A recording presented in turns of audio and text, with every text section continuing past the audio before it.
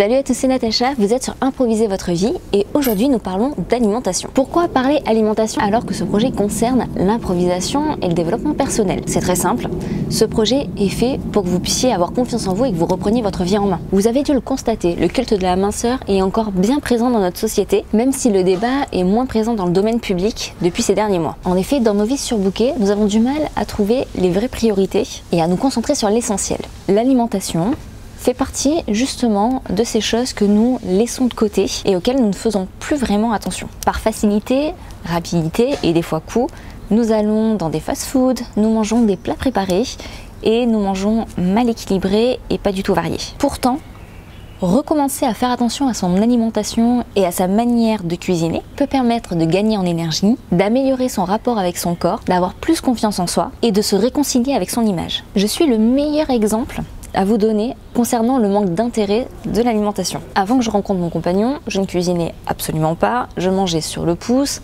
je sautais des repas, je mangeais essentiellement des pâtes et du riz. En gros, je ne m'intéressais absolument pas à l'alimentation. Lorsque je me suis mis avec mon compagnon, lui, il cuisinait, j'ai recommencé à m'alimenter normalement, à manger varié, équilibré, mais comme je mangeais de manière plus régulière et que je ne faisais pas de sport, j'ai pris beaucoup de poids en 3 ans. Pour vous donner une idée, en octobre 2017, je faisais 6 kilos de plus que lorsque j'avais rencontré mon compagnon. Et donc forcément, je ressentais tous les désagréments qui étaient dus à cette prise de poids. Je me sentais moins bien dans ma peau, j'étais plus fatiguée, plus essoufflée quand je faisais des efforts. Et face à ma clientèle, pour rappel, je suis opticienne, je recommençais à perdre confiance en moi et à perdre en assurance. Il se trouve que mon copain est, en plus d'être un super cuisinier, un grand sportif. Pour arriver à le voir un peu, il a fallu que je me mette au vélo pour pouvoir partir avec lui. Et au début, ça a été très dur. Moi qui n'étais pas un brin sportif, il a fallu que je me mette au vélo et au vu de mon surpoids et de ma manière de m'alimenter, ce n'était pas du tout évident. J'étais très essoufflée au moindre effort, très rapidement fatiguée, courbaturée, en gros. Les premières sorties sportives ont été un calvaire pour moi. Mais je me suis donné comme objectif de pouvoir suivre mon copain sur plusieurs kilomètres pour que nous puissions partir en vacances avec les vélos, les tentes et tout le matériel de camping. Donc forcément, il a fallu que je fasse quelques changements dans ma vie. Et la première chose entre elles, c'était de perdre du poids. Alors comment est-ce que j'ai fait ça? Tout d'abord, j'ai calculé quel était mon poids idéal. Le poids avec lequel je serais la plus performante pour faire des kilomètres et atteindre mon objectif sportif. Par rapport à ma morphologie, j'ai une ossature, on va dire classique, donc j'ai une morphologie normale. J'ai calculé que mon poids idéal était en gros 56,5 kg. Pour rappel, au niveau des formules, je vous en parle dans le guide sur l'alimentation, je vous mets le lien en description. La formule pour le calcul du poids idéal pour une morphologie normale est la taille en centimètres moins 100 plus l'âge divisé par 10 fois 0,9. Donc mon âge divisé par 10, j'ai 28 ans, ça fait 2,8. Je fais 1m60. Donc 160 moins 100 moins 2,8. Tout ça multiplié par 0,9, ça fait 56,52. Très exactement. Si vous avez une morphologie fine ou large, je vous donne les différentes formules dans le guide qui est sur le site. Pour pouvoir atteindre mon poids idéal, j'ai calculé mon VQR. Alors, le VQR, c'est la valeur quotidienne recommandée, c'est-à-dire le nombre de calories qu'il faudrait consommer tous les jours. Donc j'ai déjà calculé mon VQR par rapport au poids que je faisais en octobre 2017. Donc le VQR, on le calcule en ajoutant le métabolisme de base avec les besoins liés à nos activités. Donc la formule exacte, c'est VQR égale métabolisme de base plus 50% du métabolisme de base. Ça, c'est pour une personne active normalement. J'étais pas une grande sportive, mais je faisais des petits déplacements à vélo et j'essayais de faire au minimum 2 heures de sport par semaine. Il faut que vous rajoutiez à votre métabolisme de base plus 20% si vous êtes peu actif, voire pas du tout, 50% si vous êtes actif, mais modérément, et 100% si vous êtes très actif. Après, cette valeur-là, c'est une base, parce qu'on ne fait pas forcément les mêmes activités tous les jours. Donc moi, ce que je fais, je vais vous donner la suite des formules après, mais j'adapte en fonction des activités. Pour mes grosses sorties sportives, j'utilise la formule avec 100% du métabolisme de base. Pour ma vie de tous les jours, j'utilise 50%.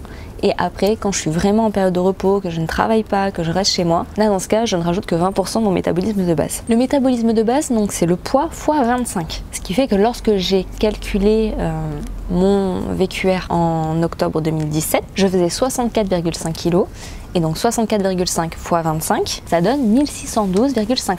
Donc à ça j'ai rajouté, comme je vous disais, 50% de mon métabolisme de base, ce qui faisait 2418,75 calories par jour. Ça, c'était ma valeur quotidienne recommandée, ce que je devais absorber en calories. Mon objectif pour atteindre mon poids idéal était donc de perdre 8 kilos. Ça paraît beaucoup comme ça, mais en fait c'est passé très vite. Comme je fais quand même une activité professionnelle qui me demande de beaucoup me déplacer, d'accueillir du monde, je suis beaucoup debout, je piétine beaucoup, je voulais pas me donner un objectif trop ambitieux. Je préférais prendre le temps de perdre mon poids tranquillement plutôt que trop perdre d'un coup, me sentir fatiguée et pas me sentir bien. Du coup, mon objectif était de perdre 2 kilos par mois. Pour mes formules, j'ai arrondi, je me suis dit que un mois c'était 30 jours. Et pour perdre 1 kg de masse corporelle, il faut compter un déficit énergétique entre 8000 et 9000 calories. Du coup, pour simplifier, on va prendre 9000. Donc j'ai fait le petit calcul 2 fois 9000 divisé par 30, ce qui correspondait à 600 calories. Donc du coup mon objectif était de réduire ma consommation calorique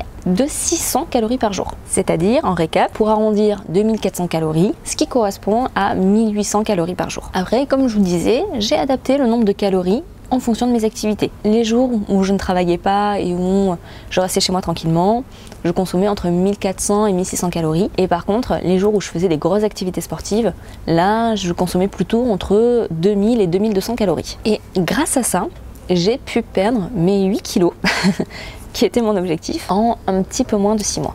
Donc, comme vous l'avez compris, la perte de poids, c'est pas si compliqué. Ça dépend énormément du mental. Il faut vraiment se fixer un objectif, se tenir à ça. Je pense qu'il faut voir cet objectif comme un jeu, comme un but à atteindre de manière bienveillante et ne surtout pas se prendre la tête et se stresser pour atteindre cet objectif. C'est plutôt contre-productif. Dans le guide que j'ai partagé sur le site, je vous donne plein d'astuces culinaires, je parle des nutriments, des vitamines, des apports à respecter pour tout ce qui est protéines, glucides, lipides. Mais globalement, ce dont il faut se souvenir, c'est de varier son alimentation. Dans les cuisines françaises, on utilise assez peu les céréales et les légumineuses. C'est plutôt dommage. Tout ce qui est lentilles, pois chiches, pois cassés, ça contient quand même beaucoup de protéines et pas mal de vitamines. Alors, je ne dis pas d'arrêter de manger de la viande, c'est pas du tout mon propos, mais c'est vrai qu'en France, on mange beaucoup trop de viande par rapport à ce qu'il nous faudrait. Alors, manger de la viande, du poisson, des œufs, c'est extrêmement important, mais on peut réduire notre quantité de protéines animales absorbées en le variant avec justement les céréales et les légumineuses, qui nous apportent des protéines végétales qui sont très bonnes pour le corps et la santé. Bien entendu, et ça c'est ce qui aurait pu être frustrant dans mon cas, il faut réduire sa consommation en sucre rapide. Tout ce qui est sucre rapide, donc ça va être le sucre en poudre, ça va être le chocolat, ça va être les bonbons. Arrête, tu vas tout casser.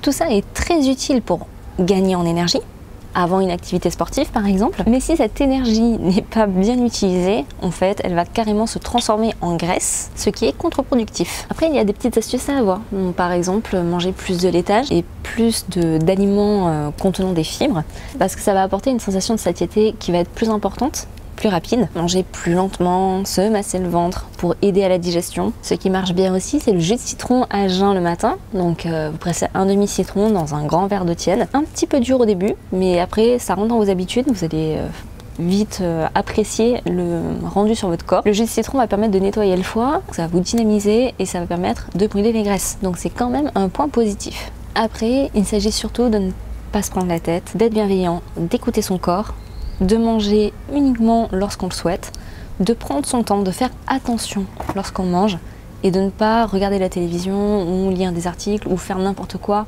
en même temps. Vous pouvez tout simplement concentrer un quart d'heure, 20 minutes de votre temps à manger et à ressentir les effets que cela a sur votre corps. Ça va justement vous aider à assimiler que vous avez bien mangé, que vous n'avez plus faim, et ça vous permet de tenir jusqu'au prochain repas. Après, bien entendu, attention au grignotage, attention aux excès, attention aux carences. Mais tout ça, je vous en parle plus en détail dans le guide que je vous invite à aller lire. J'espère que cette petite vidéo vous aura plu, qu'elle vous aura donné quelques clés pour améliorer vos vies. Si c'est le cas, je vous invite à la partager, à la liker. Et si vous êtes dans une démarche d'améliorer votre vie, je vous invite à vous abonner à la chaîne.